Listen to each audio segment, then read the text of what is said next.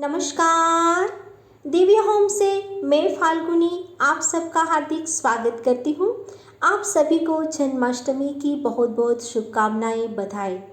अब तक आपने YouTube में देखा होगा कि भगवान श्री कृष्ण के जीवन के विविध अंतराल और आयामों को तथा जन्माष्टमी व्रत को कैसे किया जाता है आदि। लेकिन आज इस वीडियो के माध्यम से दिव्य होम आप सभी को ये दिखाना चाहता है कि भगवान श्री कृष्ण के जन्म का आखिर क्या उद्देश्य था। उन्होंने अपने जीवन से क्या मैसेज हम सब मानव जाति के लिए दिया है और उनके गुणों को हम कैसे आत्मसात करें। तो आइए चर्चा करते हैं भगवान श्री कृष्ण जन्म का उद्देश्य, उनकी लीलाओं के लॉजिक के बारे में। वैसे भगवान श्री कृष्ण आज से 5112 साल पुराने ऐसे अद्भुत व्यक्तित्व, ऐसे बैलेंस पर्सनालिटी थे कि जिनमें भक्ति योग, ज्ञान योग और कर्मयोग का बेनमून अद्भुत सम्मिश्रण था। उन्होंने जब भगवान विष्णु ने श्री कृष्ण अवतार लेना था तब उन्होंने बड़े सोच समझ के मानव समाज की सारी नीति और नियमों को उनके व्यक्तित्व में निखारते हुए इस तरह से अपने श्री कृष्ण अवतार में प्रतिपादित किया कि उनके जीवन का पल पल हमारे लिए एक शुभ संदेश लेके आता है। तो उनका जीवन, उनका जन्म और उनकी मृत्यु प्रत्येक में एक उद्देश्य था, एक रहस्य था, एक मैसेज था। सबसे पहले हम बात करते हैं उनके जन्म की। जब भगवान विष्णु ने श्री कृष्ण अवतार लिया तब उन्होंने चुना काली अंधेरी रात, कारागृह और रात को 12 बजे। ज्योतिष शास्त्र के अनुसार रात को 12 बजे यानी कि शून्य काल, काली अंधेरी रात और कारागृह का मतलब है हम सबको हमारे संपूर्ण जीवन में अच्छे कार्य करके अंधेरे से उजालों की ओर आगे बढ़ना है और हर तरह से मोक्ष प्राप्ति के लिए हर तरह से कर्म बंधनों से मुक्त होना है। आगे भी उनके जीवन में बहुत ही बचपन से हजारों चुनौतियां आई। कई लोग उनको मारने के लिए अनेक तरह के रूप लेके उनके सामने आए, कभी राक्षस बन के, कभी माता बन के, कभी बगुला बन के, तो कभी बैलगाड़ी बन के। लेकिन उन्होंने उन प्रत्येक का इस तरह से प्रतिघात किया कि पल पल हमारे उनकी हर चुनौतियों को अपने जीवन से ऊपर रखा और इस तरह से सुंदर जीवन जिए कि उनकी जीवन की एक एक कहानी हमारे लिए शुभ संदेश बन जाए। बचपन से ही उन्होंने अब जो उनको अच्छा लगा उन सब को उन्हें छोड़ना पड़ा। बड़ी छोटी सी उम्र में राधा, गोपिया, यशोदा, पूरे नंद बाबा और पूरे गोकुल को छोड़ा केवल और केवल अपने उद्देश्य के लिए, कर्मों के सिद्धांत को स्थापित करने के लिए। आगे जब वे मथुरा में आए तब उन्होंने अपने माता पिता को कारागृह से निकाला, मथुरा को कंस से बचाया और जब वो द्वारिका के लिए प्रयाण कर रहे थे तब काल यवन से बचने के लिए रणछोड़ भी बनना पड़ा और अंत में जब उन्होंने अपने सपनों की नगरी द्वारिका बनाई तो उसे द्वारिका को भी छोड़ना पड़ा। यानी कि उनका संपूर्ण जीवन कर्म योग का एक ऐसा अद्भुत दृष्टांत है कि जो हमें कहता है कि यदि हमें अपने कर्मों को और उनके उद्देश्य को सिद्ध करना है तो हमें पल पल त्याग और बलिदान देना ही पड़ेगा। उनका मृत्यु भी एक अद्भुत रहस्य है। हम सब जानते हैं कि जब मृत्यु का समय आया तब उन्होंने द्वारिका छोड़ दी, प्रभास पाटन के पास बहेलिया से उसकी मृत्यु हुई। लेकिन जब पांडवों ने उनके देह को अग्नि में डाला तब उनका हृदय अग्नि से ज्वलित नहीं हो रहा था, अतः पांडवों ने उन्हें एक नदी में बहाया जो वहाँ से बहते बहते यानी कि पश्चिम से, द्वारिका जो पश्चिम में थी वहाँ से बहते बहते पूरब यानी कि जगन्नाथपुरी तक पहुँचा, जहाँ के राजा हृदयानंद ने जब इस पिंड को देखा तब उन्होंने इस हृदय पिंड को जगन्नाथ मूर्ति में स्थापित किया है।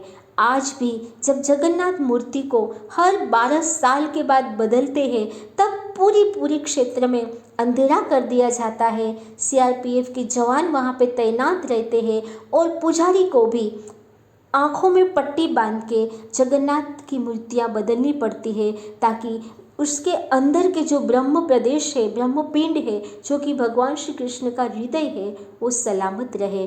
और बाद में जब पुजारियाँ अपने अनुभव को बताते हैं तब कहते हैं कि जब हम आँखों में पट्टी बंधे हुए मूर्तियाँ बदलते थे तब कोई एक खरगोश जैसा छोटा सा पिंड पुरानी मूर्ति से उछलकर हमारे हाथों में आ जाता था और वही हम नई मूर्ति में स्थापित करते थे।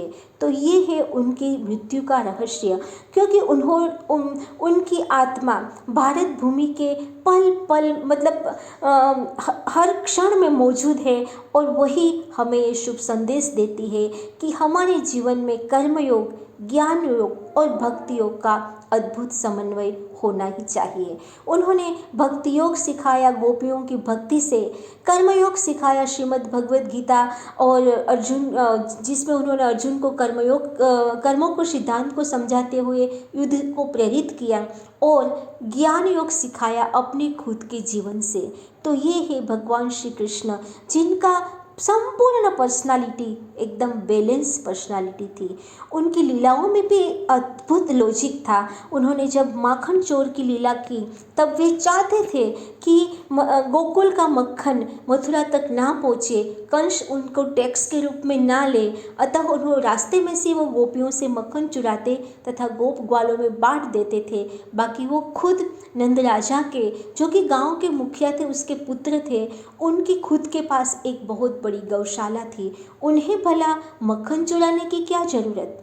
इसी तरह से जब उन्होंने गोपियों के वस्त्र चुराए तब भी वे गोपियों को समझाना चाहते थे कि कंस के सैनिक कभी भी आपको ऊपर कुछ गलत कार्य कर सकते हैं। अतः आज मैं वस्त्र चुरा के ये साबित करना चाहता हूँ कि जो पब्लिक में स्नानागार है वहाँ स्नान ना करके आप अपने आप को बचाए। आज भी वो स्नानागार गोकुल और बरसाना के बीच में मौजूद है, जिसे कंस स्नानागार के नाम से जाना जाता है। अतः कोई भी दूसरे धर्म के लोग जब हमें कहे कि आपके भगवान तो वस्त्र चुराते हैं, माखन चुराते हैं, तब हम ये लॉजिक दे के उन्हें भी करारा जवाब दे सकते हैं। 16,000 पटरानियाँ, जब लोग को ऐसे कहते हैं कि आपके भगवान को 16,000 पटरानियाँ कैसे हो सकती है, उनके पीछे लॉजिक था नरकासुर का वध करके जब उन्होंने 16,000 कन्याओं को बंधक बनाया था, जो नरकासुर ने वहाँ से छुड़ाया, लेकिन समाज में किसी ने उसको नहीं स्वीकारा। तब भगवान श्री कृष्ण ने उन्होंने अपना नाम देके अपने राजमहल में रखा। वो राजमहल में वो सुरक्षित थी, भगवान श्री कृष्ण के नाम से समाज से भी सलामत थी, ना कि वो सारी 16,000 राजकुमारी उनकी पटरानियाँ थीं। उनकी तो केवल 8 ही पटरानियाँ थीं। तो आज ये समय आ गया है दर्शकों कि हम भगवान श्री कृष्ण के बारे में कोई भी दूसरे धर्म के लोग कुछ भी बोले या आपके भगवान ऐसे क्यों है, तब हम इस तरह से उनकी लीलाओं के पीछे जो लॉजिक था वो समझ के उन्हें जवाब दें। उनका संपूर्ण जीवन पूर्ण बैलेंस पर्सनालिटी के रूप में उभरा है। उनके एक हाथ में बंसी थी तो दूसरे हाथ में सुदर्शन चक्र भी था। वो पूरे युद्ध के बीच में, शस्त्रों और अस्त्रों के बीच में श्री कृष्ण को कर्मयोग का सिद्धांत समझाते हुए युद्ध करने की प्रेरणा दे सकते हैं अर्जुन को। तो कौरवों की सभा में जाकर शांति दूत बन के युद्ध ना करने का संदेश भी दे सकते हैं। वे यदि एक हाथ में राधा के साथ रास लीला कर सकते हैं तो दूसरे में कंस के बड़े बड़े बलवान योद्धाओं के साथ कल्याणी पट्टुम नामक मल्ल विद्या जो है उससे युद्ध करके कंस के सारे सैनिकों को एक ही ढेर में जमीन दोस्त भी कर सकते थे। ये है भगवान श्री कृष्ण, उनकी संपूर्ण बैलेंस पर्सनालिटी, उनका योगेश्वर स्वरूप, उनका कर्मयोग, ज्ञान योग और भक्ति योग के बीच का जो समन्वय है वो हम सब सुने, हमारे जीवन में उसके गुणों को उतारे तथा हम ये समझे कि उन्होंने क्यों एक पाँव के साथ दूसरे पाँव को मोड़ के बांसुरी बजाते थे, क्योंकि वे चाहते थे कि एक पाँव मतलब मैं खुद, मेरी पर्सनालिटी, लेकिन दूसरा पाँव जो मैंने मोड़ा है वो जीवन की सारी ललित कलाएं हैं। क्योंकि वे खुद 16 कलाओं से पारंगत थे, तो सारी ललित कलाओं को भी हमें अपने जीवन के साथ जोड़ना है।